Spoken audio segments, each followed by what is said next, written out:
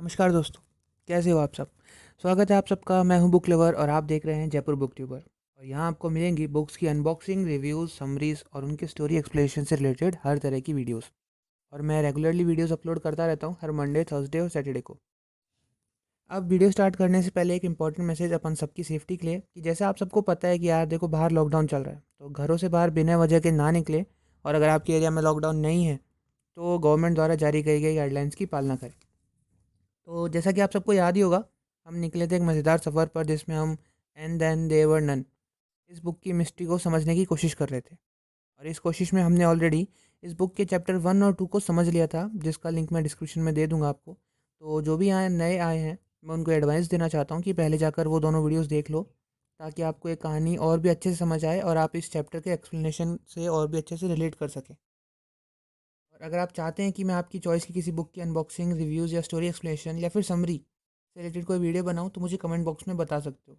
या फिर अब मैं आपको मिल जाऊँगा इंस्टाग्राम पे same name, Jaipur book tuber के नाम से। तो आप मुझे वहाँ पे भी डीएम करके अपने सजेशंस दे सकते हैं, ठीक है? चलिए अब हम बिना समय गवाए एक्सप्लेनेशन शुरू करते हैं। थर्ड का चैप्टर शुरू होता है और हमें बताया जाता है खाना सर्व हो चुका है। खाना सच में बहुत शानदार था और वाइन भी गज़ब की थी। मिस्टर रॉजर्स ने काफ़ी अच्छी परोसगारी करी थी इस पूरे खाने की।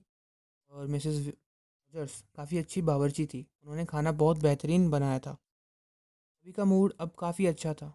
वो सब आपस में बहुत अच्छे से बात कर रहे थे एक दूसरे से। मिस्टर वॉरग्रेव, जो अपने समय की बातों से सबको लुभा रहे थे, और टोनी मास्टन और डॉक्टर आर्मस्ट्रॉन्ग उनकी ये बातें उनके पास बैठकर ध्यान से सुन रहे थे। मिसेस एमली ब्रेंट और जनरल मैकार्थर आपस में एक दूसरे से बात करने में व्यस्त थे कि उनको बात करने के लिए उनके कुछ म्यूचुअल फ्रेंड्स का मुद्दा मिल चुका था। वेरा मिस्टर डेविस से साउथ अफ्रीका के बारे में कुछ सवाल जवाब कर रही थी, जिनका जवाब मिस्टर डेविस बहुत बेधड़क तरीके से दे रहे थे। मिस्टर डेविस के इस जवाब देने के तरीके को लोम्बार्ड दूर से ही बैठा भाप रहा था। दूर तो बैठा था, लेकिन उसकी नज़रें, कान पूरी तरह से मिस्टर डेविस पर ही थे। एक दो बार उसकी नज़रें कुछ ऊपर उठी और वापस झुक गई। लोम्बार्ड अपनी नज़रें टेबल के चारों तरफ ऐसे घुमा रहा था कि मानो वो सबके चेहरे पढ़ने की कोशिश कर रहा हो। अचानक से एंथनी मास्टन उठा और बोला, चीज़ें कितनी अलग है ना, कुछ हट के। इसी गोल टेबल के बीचों बीच एक गोल स्टैंड में कुछ चीनी मिट्टी की बनी एक छोटी आकृतियाँ, सोल्जर्स की। मेरा उसके सेंटेंस को पूरा करते हुए कहती है, हाँ, सोल्जर आइलैंड है। शायद इसका आइडिया यहीं से ही आया हो। फिर हम यहाँ उम्मीद भी क्या कर सकते हैं? मेरा आगे झुककर बोलती है, "कितने होंगे ये? 10। हाँ, 10 ही हैं। इतनी मज़ेदार बात है ना ये। मेरे कमरे में भी 10 लिटिल सोल्जर्स की पोएम लगी हुई थी, मेटेलिक फ्रेम के अंदर जो दीवार पे टंगा हुआ है। मेरे ख्याल से ये पोयम वाले ही 10 लिटिल सोल्जर्स होंगे ज़रूर से।" वर्ड बोला, वो पोयम तो मेरे कमरे में भी है। दूसरी आवाज़ आती है, और मेरे कमरे में भी है। तीसरी आवाज़ भी उसको बढ़ावा देते हुए कहती है, वो तो मेरे कमरे में भी लगी हुई है। तो इसी तरह सभी यहाँ भरते हैं। मेरा बोली, कितनी दिलचस्प बात है ना ये। मिस्टर वॉरगे शिकायती अंदाज में बोलते हैं, दिलचस्प? बेहद बचकानी हरकत है ये। मिस एमली ब्रेंट और वेरा एक दूसरे की तरफ देखती हैं। आगे हमें बताया जाता है कि ड्राइंग रूम में जो फ्रेंच विंडोज़ बनी हुई थी, वो छत पर खुलती थी। से बाहर के समुद्र का शोर अंदर तक सुनाई दे रहा था। मिस एमली ब्रेंट ये आवाज़ सुनकर कहती हैं, कितनी मधुर आवाज़ है ना ये, ना वेरा? वेरा तुरंत बोलती है, ये नफ़रत है इस आवाज़ से। मिस ब्रेंट बड़े ही आश्चर्यजनक भाव से देखती हैं वेरा की तरफ। वेरा को अपनी गलती का एहसास होता है और वो खुद को थोड़ा आपे में लाते हुए, खुद पे कंट्रोल करते हुए कहती है, मुझे नहीं लगता कि ये जगह तूफ़ान में कुछ ज़्यादा अच्छी लगेगी। मिस एमली ब्रेंट इस बार वेरा की बात से सहमति जताती हैं। ये मिसेस एमली ब्रेंट कहती है, मैं पूरी यकीन से कह सकती हूँ, सर्दियों में ये जगह ज़रूर से बंद ही रहती होगी। यहाँ काम करने के लिए कोई राज़ी ही नहीं होता होगा। नौकरों के बिना इतनी बड़ी जगह संभाली संभाली भी कैसे जाए। यहाँ नौकर मिलना बहुत मुश्किल बात होती होगी। वेरा कहती है, नौकर मिलना मुश्किल बात? जैसे ये कभी से कठिन काम था ही। मिसेस एमली ब्रेंट कहती हैं, मिसेस ओलिवर सच में बहुत भाग्यशाली है जो उन्हें ये दोनों मिल गए। ये लेडी मिसेस रॉजर्स सच में बहुत अच्छा खाना बनाती हैं। मिसेस एमली ये बात मिसेस एमली की ये बात सुनकर वेरा सोचती है, ये बूढ़े लोग ना, हमेशा नाम याद रखने में कितनी दिक्कत होती है इन्हें। मिसेस एमली ब्रेंट कहती हैं, मिसेस ओवेंस सच में खुशकिस्मत हैं। के बाद एमिली ब्रेंट अपने बैग से एक छोटा सा एम्ब्रॉयडरी का पीस निकालती हैं। वो जैसे ही सुई में धागा पिरोने वाली होती हैं, वो कहती हैं, क्या आपने ओवेंस कहा? आपने अभी अभी ओवेंस कहा ना? मेरा इस सवाल का जवाब हाँ में देती हैं। मिसिस एमिली ब्रेंट चौंकती हुई कहती है, मैं अपनी ज़िंदगी में कभी किसी ऐसी औरत से नहीं मिली जिसका नाम मिसिस ओवेंस हो। वेरा उन्हें घूरने लगी। तभी दरवाज़ा खुलता है और पार्टी के बाकी सभी मेल गेस्ट इस कमरे में एंटर करते हैं। मिस्टर वॉरग्रेव एमिली ब्रेंट के पास आकर बैठते हैं और डॉक्टर आर्मस्ट्रॉन्ग वेरा के पास। अपनी मास्टन खुली खिड़की तक चहलकदमी करता हुआ जाता है और नजरें गड़ाकर एक पीतल की मूर्ति को निहार रहा था। जनरल मैकार्थर रीठी की तरफ पीठ करके खड़े थे और अपनी छोटी छोटी मूँछों को खींच रहे थे। पता बड़ी हो जाए। मजाक था। वाकई क्या शानदार खाना था। लॉम्बार्ड पंच नाम की किताब के पन्ने पलट रहा था, जो बाकी कागज़ों के साथ दीवार से लगी हुई एक टेबल पर रखी हुई थी। रॉजर्स सबके पास कॉफ़ी की ट्रे लेके जा रहा था। कॉफ़ी बहुत अच्छी थी, एकदम गर्म और काली। सभी लोगों ने जम के खाना खाया था और ऐसा लग रहा था कि वो अपनी ज़िंदगी से बिल्कुल संतुष्ट हैं। घड़ी में 9:20 हो रहे थे। माहौल में एक शांति छाई हुई थी, एक आरामदायक शांति। इसी शांति को भंग करते हुए एक तेज तर्रार आवाज़ आई, बिना किसी चेतावनी के, सन्नाटे को चीरती हुई एकदम। लेडीज़ एंड जेंटलमैन, शांत हो जाइए। सभी लोग भौंचक्के हो गए और एक दूसरे की तरफ देखने लगे, ये पता लगाने के लिए कि आखिर ये आवाज़ आई किसकी, कौन बोल रहा है। आवाज़ इस बार और भी ज़्यादा भारी और साफ लहजे में बोली, आप सभी पर बताए जाने वाले आरोप लगाए जा रहे हैं। एडवर्ड जॉर्ज आर्मस्ट्रॉन्ग, आपके कारण 14 मार्च 1925 को लुइसा मैरी क्लेस की हत्या हो गई थी। एमिली कैरोलिन ब्रेंट, 5 नवंबर 1931 को मरने वाली ट्राइस टेलर की मौत की जिम्मेदार आप हैं। विलियम हेनरी ब्लोर, तुम 10 अक्टूबर 1928 को मरने वाले जेम्स स्टेफन लैंडोर के मौत के गुनहगार हो। वेरा एलिजाबेथ क्लेथरॉन, तुमने 11 अगस्त 1935 को सिरिल ओगिविल हैमिल्टन की हत्या करी थी। फिलिप लॉम्बार्ड, फरवरी 1932 को तुम्हें एक अफ्रीकन कबीले के 21 लोगों को मारने के लिए दोषी पाया जाता है। जॉन गॉर्डन मैकार्थर, 4 जनवरी 1917 को तुमने अपनी पत्नी के प्रेमी मिस्टर आर्थर रिचमंड को जानबूझकर मरने के लिए भेज दिया था। एंथनी जेम्स मार्स्टन, 14 नवंबर को पिछले साल तुमने जॉन और लूसी कॉम्स का मर्डर करा था। थॉमस रॉजर्स और एथिल रॉजर्स, 6 मई 1929 को तुम्हारे कारण जेनिफर ब्रैडी की मौत हो गई। लॉरेंस वॉरग्रेव, 10 जून 1930 को मरे एडवर्ड स्टीफन की मौत का तुम्हें जिम्मेदार पाया जाता है। कटघरे में खड़े कैदियों, क्या तुम्हें अपने बचाव में कुछ कहना है? इतना कहकर पूरा माहौल फिर से शांत हो उठता है। पूरा समा फिर से सन्नाटे की जकड़ में आ चुका था। अब वो आवाज़ थम चुकी थी। चारों तरफ खामोशी अपने पैर पसार चुकी थी। धड़ाम की आवाज़ आती है। मिस्टर रॉजर्स के हाथ से कॉफ़ी की ट्रे गिर चुकी थी। तभी उसी वक्त कमरे के बाहर से भी किसी के चीख कर गिरने की आवाज़ आती है। पर सबसे पहले रिएक्ट करते हैं मिस्टर लॉम्बार्ड। बाहर जाते हैं, दरवाज़ा खोलते हैं और बाहर देखते हैं तो उन्हें मिसेस रॉजर्स बेहोश पड़ी हुई दिखाई देती है। मिसेस रॉजर्स को इस हाल में देख तुरंत आवाज़ लगाते हैं, मास्टन। मास्टन उनकी मदद के लिए बाहर आ पहुंचा। मिलकर मिसेस रॉजर्स को घर के अंदर ले आए। भीतर आता देख डॉक्टर आर्मस्ट्रॉन्ग भाग कर उनके पास आए और मिसेस रॉजर्स को सोफे पर लेटाने में उनकी मदद करी। डॉक्टर आर्मस्ट्रॉन्ग ने मिसेस रॉजर्स को देखकर कहा, घबराने की कोई बात नहीं है, सिर्फ बेहोश हुई हैं, मिनट में होश आ जाएगा इन्हें। लॉम्बार्ड रॉजर्स से कहता है, जाओ थोड़ी ब्रांडी लेके आओ। रॉजर्स अपने सफ़ेद चेहरे, धूसते हाथ और कांपती आवाज़ से कहता है, जी सर, और तुरंत कमरे से बाहर चला जाता है। वेरा रो पड़ती है और रोते रोते ही कहती है, वो कौन बोल रहा था? कौन था वो? ये आवाज़ आखिर किसकी थी? जनरल मैकार्थर तेज तरार आवाज़ में कहते हैं, चल रहा है यहाँ, किस तरह का बद्दा मजाक है? के हाथ काँप रहे थे, कंधे झुक चुके थे। अचानक से 10 साल बूढ़े लगने लगे थे वे।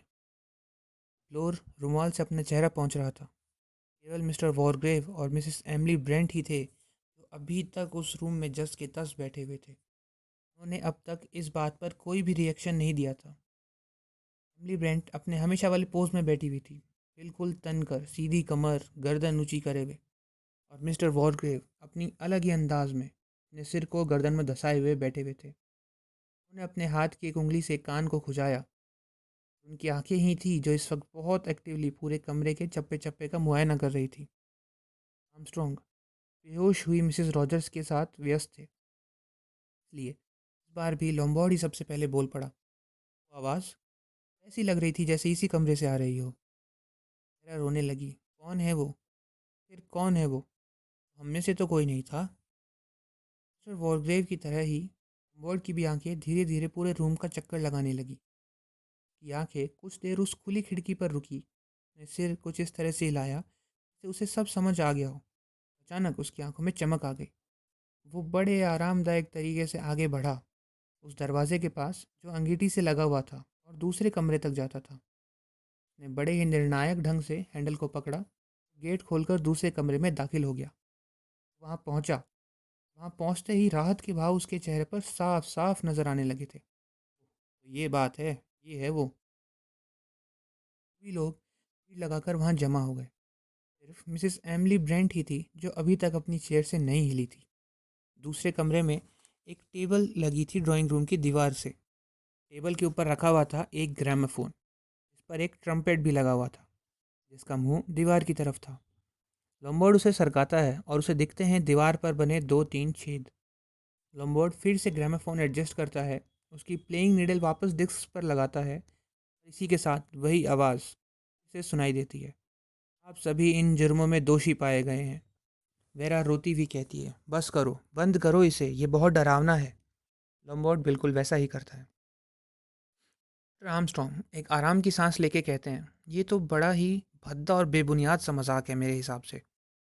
और ग्रोव हल्की सी आवाज़ में कहते हैं, अच्छा, तो तुम्हें लग रहा है ये सब मजाक चल रहा है यहाँ? आर्मस्ट्रॉन्ग वॉरग्रेव की तरफ घूरते हुए कहते हैं, और भला ये सब हो भी क्या सकता है, तुम ही बता दो। वॉरग्रेव कहते हैं, मैं इस वक्त किसी भी तरह का कोई भी ओपिनियन देने की हालत में नहीं हूँ। अभी डॉक्टर और वॉरग्रेव की बातचीत चल ही रही थी। बीच में ही एंथनी मास्टन बोल पड़ता है, इधर देखो सब लोग, एक चीज़ है जो हम सब भूल रहे हैं। आखिर किस शैतान ने इसे यहाँ रखा और इसे चालू करा? मैं ये बात पता लगानी चाहिए।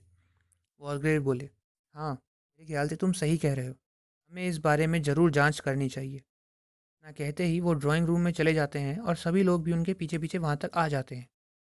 हाँ, ये सब चल ही रहा था कि रॉजर्स ब्रांडी का गिलास लेके वापस आता है। Mrs Emily Brent Mrs Rogers की तरफ झुकी हुई थी। रॉजर्स बड़े ही ध्यान से उनके बीच से निकलकर के वाइफ के पास जाकर बोला, मैम आप ज़रा पीछे हटें तो मैं एथल से कुछ बात करना चाहूँगा। एथल, एथल, सब ठीक है? सुना ना तुमने, सब कुछ ठीक है, कुछ नहीं हुआ है, संभालो अपने आप को। मिसेस रॉजर्स तेज़ तेज़ सांसें ले रही थी। उनकी डरी हुई आंखें सभी चेहरों को देख रही थी। रॉजर्स की बात में एक अजीब सा उतावलापन था। उसने अपने आप को संभालो, कहा एथल को। डॉक्टर आर्मस्ट्रॉन्ग उसे बड़े नरम भाव से कहते हैं, आप ठीक हो जाएंगे मिसेस रॉजर्स, वो सिर्फ चक्कर आ गए थे, घबराने की कोई बात नहीं है। उसकी बात सुनकर मिसेस रॉजर्स बोली, क्या क्या मैं बेहोश हो गई थी सर? डॉक्टर आर्मस्ट्रॉन्ग ने हाँ में सिर हिलाया। मिसेस रॉजर्स फिर बोली, ऐसा मेरे साथ उस आवाज़ के कारण हुआ। भयानक आवाज़, जैसे मानो फैसले की घड़ी आ चुकी हो और ये कयामत की रात हो। उसका चेहरा फिर से हरा होने लगा, उसकी पलकें फड़फड़ाने लगी। डॉक्टर आर्मस्ट्रॉन्ग तेज़ आवाज़ में बोले, इस बार, वो ब्रैंडी कहाँ है? रॉजर्स उसे टेबल पर रखकर चला गया था। किसी ने बढ़कर ब्रैंडी डॉक्टर डॉक्टर आर्मस्ट्रॉन्ग को पकड़ाई। डॉक्टर आर्मस्ट्रॉन्ग ने मिसेस रॉजर्स को, लीजिए, लीजिए इसे मिसेस रॉजर्स। मिसेस रॉजर्स ने ब्रैंडी पी ली। उसके हाफने की वजह से थोड़ा सा ब्रैंडी उसके गले में अटकी, पर जैसे तैसे मिसेस रॉजर्स ने उसे ख़त्म करा। पूरा पीते ही उनके चेहरे का रंग वापस आने लगा। वो बोली, मैं बिल्कुल ठीक हूँ, उस आवाज़ से मुझे धक्का लगा था। रॉजर्स तुरंत बोल पड़ा, बिल्कुल ऐसा ही हुआ था, उसने मेरा भी सिर चिकरा दिया था, जिसकी वजह से मेरे हाथ से वो ट्रे भी गिर गई। बहुत नुकसान हो गया। सब एक बुरा झूठ था। और वो जो भी थी आवाज़ जो कह रही थी, मैं नहीं मानता वो सच है। सारी बात जानना चाहता हूँ कि आखिर हो क्या रहा है। रॉजर्स अपना सेंटेंस पूरा भी नहीं कर पाता, उससे पहले ही उसे बहुत खांसी आने लगती है। मिसेस वॉरग्रेव बोले, वो डिस्क ग्रामोफोन पर किसने लगाई थी? वो तुम थे रॉजर्स? रॉजर्स रोने लगा, मुझे नहीं पता था सर वो क्या है। भगवान की कसम, मैं सच में नहीं जानता था कि उसमें क्या है। अगर मुझे पता होता तो मैं ऐसा कभी नहीं करता। ग्रेव एक कड़क आवाज़ में कहते हैं, "हो सकता है ये सच हो, लेकिन शायद इसे और अच्छे से समझा सकते हो, है ना रॉजर्स?" रॉजर्स रुमाल से अपने आंसू पोंछते हुए कहता है, "मैं तो बस ऑर्डर्स फॉलो कर रहा था सर।" "ऑर्डर्स? के ऑर्डर्स?" सभी लोग लगभग एक साथ बोले, "मिस्टर ओवेंस के ऑर्डर्स सर।" मिस्टर वॉरग्रेव कुछ तैश में आके बोले, "मुझे सीधे सीधे व साफ शब्दों में बता सकते हो कि असल में मिस्टर ओवेंस के ऑर्डर थे क्या?" रॉजर्स बोला, "बताया गया था कि मुझे ड्रॉर में एक रिकॉर्ड मिलेगा, उसे मुझे ग्रामोफोन पे लगा देना है और मेरी वाइफ उसे ठीक उस वक्त स्टार्ट करेगी जब मैं कॉफ़ी ट्रे लेकर ड्राइंग रूम में जाऊंगा।" वॉरग्रेव बोले, "बहुत अच्छी कहानी है ये तो रॉजर्स।" अपनी बात पर वॉरग्रेव को विश्वास ना करता देख रॉजर्स रोते रोते कहता है, "सच कह रहा हूँ सर, ईश्वर को साक्षी मानकर कहता हूँ, मैं सच कह रहा हूँ। मेरा ज़रा सा भी भनक आपको चोट पहुँचाने का अंदाज़ा नहीं था। मुझे थोड़ी भी भनक नहीं थी कि उसमें क्या है। उस पे तो एक नाम भी लिखा हुआ था, तो मुझे लगा ये शायद कोई गाने की कैसेट रही होगी।" वॉरग्रेव ने लॉम्बार्ड से पूछा, "क्या उस पर कोई टाइटल है वॉर्ड लॉम्बार्ड?" लॉम्बार्ड ने हाँ में सिर हिलाया और अपने पैने नुकीले सफ़ेद दांत दिखाकर बोला, "हाँ, ये सही कह रहा है। इस पे टाइटल लिखा हुआ है। टाइटल है स्वान सॉन्ग।" जनरल मैकार्थर इतना सब होता देख भड़क उठे और बोले, "पूरा का पूरा मामला ही वाहियात है, बिल्कुल वाहियात। इस तरह से किसी पर आरोप लगाना शरीफ लोगों पर, ये कहाँ की समझदारी है। इसके बारे में हमें ज़रूर कुछ करना चाहिए। ये बंदा मिस्टर ओवन, जो भी ये है, इसके बारे में हमें जल्दी से जल्दी कुछ करना चाहिए।" एमली ब्रेंट बीच में ही तेज़ आवाज़ से बोली, "वही तो बात है, आखिर ये है कौन?" जस्टिस वॉरग्रेव को भी पूरी ज़िंदगी कोर्ट रूम में बिताने से जो अधिकार जमाने की आदत लगी थी, वो यहाँ पे भी उस पे अमल करते हुए सभी से कहने लगते हैं, "इसी बात का पता लगाना है हमें। लेकिन सबसे पहले तुम अपनी पत्नी को बेड तक सोने के लिए छोड़ के आओ रॉजर्स। उसके बाद यहाँ वापस लौटो और फिर हम इस मुद्दे पर कुछ चर्चा करेंगे।" रॉजर्स हाँ कहकर वहाँ से चलता बनता है। फिर आर्मस्ट्रॉन्ग भी उसकी मदद के लिए रॉजर्स के साथ जाते हैं। दोनों का सहारा लेकर डगमगाती हुई मिसेस रॉजर्स कमरे से बाहर चली गई। उसके जाने के बाद नहीं कहता है, "मैं आप लोगों के बारे में तो इतना नहीं जानता जेंटलमैन, पर मुझे ऐसा लग रहा है कि शायद मुझे कुछ पीने चाहिए।" लॉम्बार्ड ने टोनी की इस विचार पर सहमति जताई। टोनी बोला, "मैं बाहर जाकर देखता हूँ, अगर कुछ मिलता है तो पीने के लिए।" इतना कहकर वो कमरे से बाहर चला जाता है और थोड़ी ही देर बाद जल्दी से वापस लौट कर आ जाता है, क्योंकि बाहर ट्रे में पहले से ही सब सामान तैयार रखा हुआ था। उसने ट्रे टेबल पर रखी और कुछ समय इसी तरह लोगों को ड्रिंक सर्व करने में बीत गई। जनरल मैकार्थर और जस्टिस वॉरग्रेव ने विस्की ली। बाकी सब ने भी कुछ ना कुछ पीने की इच्छा जताई थी, सिर्फ मिसेस एमली ब्रेंट को छोड़ के। वो यहाँ भी सबसे अलग ही हरकतें कर रही थी। उन्होंने केवल पानी पीने की इच्छा जताई। डॉक्टर आर्मस्ट्रॉन्ग वापस आकर सबको बताते हैं, मिसेस रॉजर्स अब ठीक हैं। जस्टिस वॉरग्रेव ने वहाँ चल रही कार्रवाई की बागडोर अपने हाथ में ली और अब वो कमरा किसी कोर्ट रूम से कम नहीं लग रहा था। वॉरग्रेव बोले, "सुनो रॉजर्स, मुझे इस मामले की तह तक पहुँचना है। मुझे ये बताओ कि आखिर ये मिस्टर ओवंस हैं कौन?" रॉजर्स बोला, "वो इस जगह के मालिक हैं सर।" वॉरग्रेव बोले, "वो तो मैं भी जानता हूँ रॉजर्स। ये जानना चाहता हूँ कि तुम मुझे उस आदमी के बारे में क्या बता सकते हो ऐसा जो तुम हमें अब तक नहीं बताए हो। ऐसा है जो तुम हमें बताना चाहते हो, वो भी तुम जानते हो, हमें बताओ।" रॉजर्स अपना सिर हिलाता है और कहता है, "मैं ज़्यादा कुछ तो नहीं बता सकता सर, क्योंकि मैं उनसे कभी नहीं मिला हूँ।" रॉजर्स की ये बात सुनकर सब लोग भौचक्के हो गए। जनरल मैकार्थर बोले, "ने उन्हें कभी नहीं देखा? क्या मतलब है तुम्हारा?" रॉजर्स अपने जवाब में बताता है, "हमें रेजिना एजेंसी है जो प्लेमोथ में, से लेटर आया था कि हमें हायर कर लिया गया है यहाँ पर, और एक हफ्ते के अंदर अंदर हम यहाँ आ गए।" रॉजर्स का पक्ष लेते हुए ब्लोअर बोला, "हम्म, रेजिना एजेंसी बहुत पुरानी और नामचीन एजेंसी है वो तो, प्लेमोथ की।" वॉरग्रेव अभी भी रॉजर से पूछताछ कर रहे थे। उससे पूछा, "क्या उसके पास वो लेटर अभी भी है?" रॉजर्स बोला, "वो चिट्ठी सर, जिससे हमें काम पे रखा गया था? नहीं, वो तो नहीं है।" की बात सुनकर वॉरग्रेव कहते हैं, "चलो अपनी कहानी जारी रखो रॉजर्स। तुम्हें एक चिट्ठी से ही काम पर रख लिया गया था जैसा तुम कह रहे हो?" जी सर, हमें यहाँ एक फ़िक्स तारीख को आना था और हम आए भी। जैसे ही हम यहाँ पहुँचे, यहाँ पे सारी चीज़ें अपने आप पहले से ही अपनी अपनी जगह पे रखी हुई थी। चीज़ बिल्कुल परफेक्ट थी। खाने का भी अच्छा खासा स्टॉक जमा करके रखा हुआ था यहाँ पर। सब कुछ ठीक था, बस हमें थोड़ी सी साफ़ सफाई करनी पड़ी। ये सब तो ठीक है, आगे क्या हुआ ये बताओ। ऑर्डर्स ने बताया, हमें ऑर्डर्स मिले थे सर, लेटर से ऑर्डर्स मिले थे। हमें गैस के लिए एक कमरे तैयार करने हैं, घर को एक पार्टी के लिए तैयार करना है। के बाद कल एक और लेटर आया मिस्टर ओवेंस की तरफ से। उन्होंने लिखा था कि मैं और मिसेस ओवेंस रुक गए रास्ते में, इसलिए हमें आने में देरी हो जाएगी। और उन्होंने उसी लेटर में रात के खाने, कॉफ़ी, ग्रामोफोन, उस कैसेट का भी जिक्र करा था सर। और ग्रेव एक पैनी आवाज़ में बोले, यकीन है रॉजर्स, वो लेटर तो तुम्हारे पास ज़रूर होगा, है ना? रॉजर्स बोला, जी हाँ सर, मेरे पास है, ये रहा। रॉजर्स अपनी जेब से एक लेटर निकाल कर वॉरग्रेव को देता है और वॉरग्रेव लेटर देखने लगते हैं। तो ये बात है, पर नाम तो रिट्स होटल लिखा है और इसे टाइपराइटर से टाइप करा गया है। मिस्टर ब्लोर तुरंत वॉरग्रेव के बगल में आकर उनके हाथ से लेटर लेकर कहते हैं, ज़रा मुझे भी तो देखने दो। लेटर हाथ में आते ही मिस्टर ब्लोर उस पर अपनी एक पैनी नज़र फेरते हैं। हाँ, कोरोनेशन मशीन, बहुत खूब, ये कोरोनेशन मशीन से टाइप करा गया है, वो भी बिल्कुल नई वाली, कोई गलती नहीं है। तुम्हें इस कागज़ से कुछ नहीं मिलने वाला, शायद फिंगरप्रिंट्स मिल जाएं, लेकिन मुझे पूरा यकीन नहीं है उस पर, थोड़ा शक ही है। ब्लोर के पीछे एंथनी मार्स्टन खड़ा था, ब्लोर के कंधे के ऊपर से उस लेटर को देख रहा था। ऐसा अटपटा सा नाम है, हाँ? ओलेग नॉर्मन ओवेन, पता नहीं कैसा नाम है। बूढ़े वॉरग्रेव तभी बोले, मैं आपका शुक्रगुजार हूँ मिस्टर मॉर्स्टन, जो आप मेरा ध्यान एक बहुत ही बेहतरीन पॉइंट पर लेके गए हैं।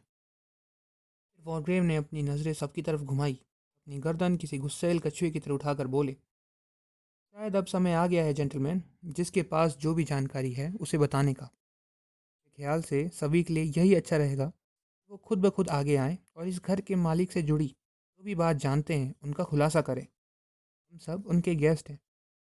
शायद यहाँ कैसे पहुँचे, हम यहाँ किसने और हमें यहाँ किसने बुलाया, जानना हमारी कुछ मदद कर सकता है इस गुत्थी को सुलझाने के लिए। सभी लोग वॉरग्रेव की बात पर सोच विचार करने लगते हैं और इतने में ही सबसे पहले मिसेस एमली ब्रेंट अपनी निर्णायक आवाज़ में बोलती हैं, इन सब चीज़ों के बारे में कुछ ना कहो तो ही बेहतर है। यहाँ कुछ तो ज़रूर ऐसा है जो बहुत अलग है।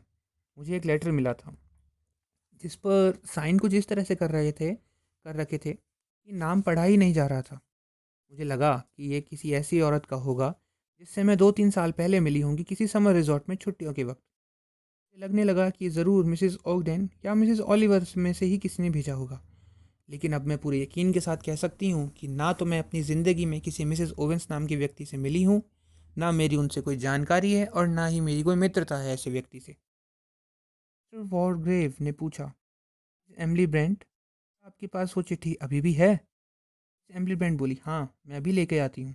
ना कहकर वो वहाँ से चली जाती हैं और कुछ मिनटों बाद चिट्ठी के साथ वापस लौटती हैं। वॉरग्रेव ने तो लेटर पढ़ा। मुझे सब सब समझ में आने लगा है धीरे धीरे। मिसिस क्लेथरॉन, आप ने वॉरग्रेव को बताया कि किस तरह से उसे टेम्पररी सेक्रेटरी के तौर पे यहाँ बुलाया गया था। वॉरग्रेव ने यही सवाल एंथनी मास्टन से भी पूछा। के जवाब में मास्टन कहता है, मुझे मेरे एक पुराने दोस्त बेजर बर्कली का तार आया था। उसने मुझे यहाँ आके उससे मिलने के लिए कहा। तार को देखकर तो एक बार को मैं भी अचंभित हो गया था। मुझे लगा था कि वो बंदा बैजर नॉर्वे चला गया है। पर फिर वॉलग्रेव ने अपना सिर हिलाया और आर्मस्ट्रॉन्ग से पूछा, और डॉक्टर साहब, आप यहाँ कैसे हैं? ये तो मेरे प्रोफेशन के काम से रिलेटेड यहाँ बुलाया गया था। वॉलग्रेव बोले, क्या आप इस फैमिली को पहले से जानते हो? डॉक्टर बोला, नहीं, अब बाकी सब की तरह मुझे भी एक लेटर मिला था, उसमें मेरे एक पुराने दोस्त का नाम लिखा हुआ था। वॉलग्रेव बोले, जरूर भरोसा दिलाने के लिए ऐसा लिखा गया होगा मिस्टर आर्मस्ट्रॉन्ग। शायद अपने उस दोस्त से काफ़ी टाइम से मुलाकात भी नहीं करी होगी और ना ही आप उससे किसी तरह से कांटेक्ट में होंगे। डॉक्टर ने हाँ में सर हिलाया, बिल्कुल ग्रेव, ऐसा ही है। बर्ड, जो ब्लोर के पास बैठा था, बीच में ही बोल पड़ा, देखो कुछ मिला है। ग्रेव ने उसे अपना एक हाथ ऊपर करके वहीं रोक दिया। थोड़ी देर बाद मिस्टर लॉम्बार्ड लॉम्बार्ड बोलने की फिर से कोशिश करता है, लेकिन सर मैं तो सिर्फ, वॉलग्रेव ने उसे फिर से चुप कराते हुए कहा, एक बार में एक ही चीज़ पर काम करेंगे हम लोग मिस्टर लॉम्बार्ड, और इस वक्त हम यहाँ ये पता लगाने की कोशिश कर रहे हैं वो कौन सी वजह है के कारण आज रात हम सब यहाँ बुलाए गए हैं। जनरल मैकआर्थर, यहाँ आने के लिए आपको यहाँ आने के लिए किसने कहा था? जनरल मैकार्थर अपनी मूंछों पर हाथ फेरते हुए कहते हैं, मुझे इस बंदे ओवेन या जो भी इसका नाम है ने मुझे यहाँ आने के लिए कहा था कि हम यहाँ कुछ पुराने दोस्तों के साथ पार्टी करेंगे, एक छोटा सा गेट टुगेदर। मुझे लगा कि ये कोई ओकेशनल पार्टी तो है नहीं, छोटा सा गैदरिंग ही है, इसलिए मैं वो लेटर साथ में नहीं लाया और आने के लिए भी राज़ी हो गया।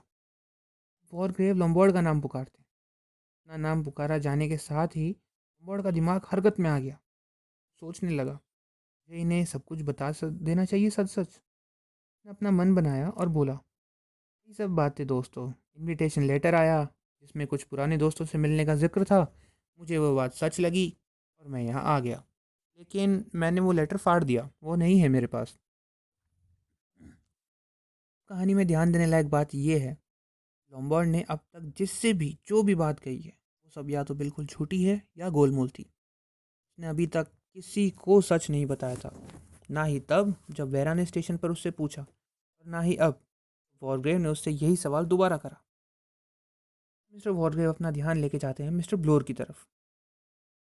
अपनी उंगली से ऊपर वाला होठ चलाते हुए अपनी आवाज़ में कड़कपन लाकर बोलते हैं, हम सभी अभी अभी एक भयानक मंजर से गुजरे हैं। बड़ी अजीब सी आवाज़ ने हम सब के नाम लिए और हम पर बहुत अजीब आरोप लगाए हैं, हत्या जैसे संगीन आरोप, जिसके बारे में हम लोग सोच विचार करेंगे बाद में। लेकिन अभी मुझे उससे भी ज़्यादा इंटरेस्ट एक बात को जानने में है। जितने भी नाम आवाज़ ने पुकारे वो सब लोग यहाँ मौजूद हैं, सिर्फ एक नाम को छोड़कर, विलियम हेनरी ब्लोर। तो यहाँ तक मुझे पता है, जहाँ तक मुझे जानता हूँ, मुझे नहीं लगता यहाँ कोई इस नाम का व्यक्ति मौजूद भी है। और तो और डेविस का नाम उस आवाज़ ने लिया ही नहीं। इस बारे में तुम्हारा क्या कहना है डेविस? और बड़े आरामदायक तरीके से बोला, अब जब सारे पत्ते सामने आ ही चुके हैं तो मेरे ख्याल से मुझे भी ये बात मान ही लेनी चाहिए, मेरा असली नाम डेविस नहीं है। मिस्टर वॉरग्रेव ने पूछा, ओह, क्या तुम ही हो मिस्टर ब्लोर? मिस्टर ब्लोर ने हाँ में सर हिलाया और बोले, हाँ, यही सच है। सम्राट बोला, हाँ, कुछ ऐसी बातें हैं मिस्टर वॉरग्रेव जो मैं मिस्टर ब्लोर के बारे में जोड़ना चाहूँगा आपके कथन के साथ। मिस्टर ब्लोर यहाँ जब से आए हैं सिर्फ झूठ ही कह रहे हैं, वो सिर्फ एक झूठे नाम के साथ नहीं आए हैं। सिर्फ मैंने गौर करा है कि आज शाम से ही वो बहुत ज़्यादा झूठ कह रहे हैं, हर किसी से सिर्फ झूठ। जैसा कि मिस्टर ब्लोर ने कहा था, वो साउथ अफ्रीका से हैं। मैं साउथ अफ्रीका को जानता हूँ और इसलिए मैं इस बात पर तो कसम तक खाने के लिए तैयार हूँ कि इन्होंने कभी भी अपना एक पैर तक नहीं रखा होगा साउथ अफ्रीका में।